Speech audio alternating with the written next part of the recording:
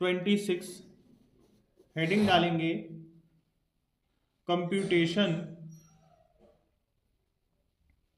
Of taxable income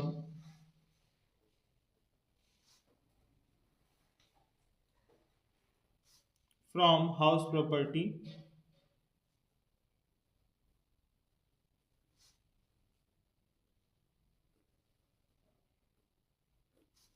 of Dr.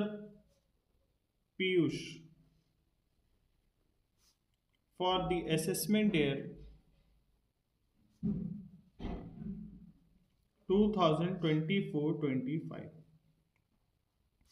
इन्होंने घर को 4 पार्ट में बांट दिया है। पहला पार्ट करेंगे 25% सेल्फ रेसिडेंस। जो सेल्फ रेसिडेंस होता है उसकी एनुअल वैल्यू नील होती है और माइनस करते हैं only one thing, that is interest on loan. Interest on loan question में बता रहा था पूरे घर का 2 लाख रुपए का लोन था जिसका 12% इंटरेस्ट 24,000 रुपए था। तो 2 लाख इंटू 12% इंटू 25/100, क्योंकि 25% यानी कि 1/4 पार्ट का निकालेंगे और यहाँ से लॉस आ जाएगा 6,000 रुपये का जो इंटरेस्ट आएगा, इसको हम लॉस कंसीडर करेंगे। दूसरा बात करेंगे 25% सेल्फ बिजनेस। सेल्फ बिजनेस या प्रोफेशन के लिए हम नॉट टैक्सेबल मानते हैं under this head, not taxable under this head, इसको हम कंसीडर नहीं करेंगे, डैश लगा देंगे। नेक्स्ट 50% पे आते हैं। उन्होंने 25% दोनों सेम अमाउंट पे लेट आउट कर रखे हैं, तो हम पूरा एक ही बार में कंसीडर करके 50% भी कर सकते हैं लेट आउट, क्योंकि कोई भी घर वैकेंट वगैरह कुछ नहीं है। जिसमें अगर हम देखें तो म्यूनसिपल वैल्यू 80,000 है पूरे घर की और स्टैंडर्ड रेंट 90,000 है। तो हम इसमें सबसे पहले निकालेंगे एक्सपेक्टेड रेंट। एक्सपेक्टेड रेंट निकलेगा highest of municipal value of fair rent but not exceed standard rent. इसका फॉर्मूला लगेगा हाईएस्ट ऑफ एमवी और FR but not exceed SR, but not exceed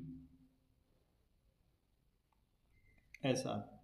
municipal value पूरे घर की 80,000 थी, हम 50% की बात कर रहे हैं, आधे घर का 40,000 लेंगे। फेयर रेंट नील दे रखा है, स्टैंडर्ड रेंट आधे घर का 45,000 लेंगे।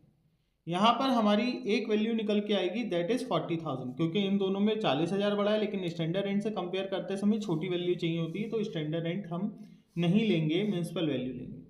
दूसरा पॉइंट होगा एक्चुअल रेंट। एक्चुअल रेंट दोनों पार्टी से 2-2 हज़ार लिए जा रहे हैं, यानी कि 4,000 रुपये पूरे घर से लिया जा रहा है इंटू 12। यहाँ पे आ गए हमारे 48,000, 48,000 रुपीज। एक्सपेक्टेड रेंट और एक्चुअल रेंट में कौन सी वैल्यू ज़्यादा है, तो हमारी वो ग्रॉस एनुअल वैल्यू हो जाएगी, हाईएस्ट वैल्यू। हाईएस्ट वैल्यू हमारी इन दोनों में है 48,000 रुपीज।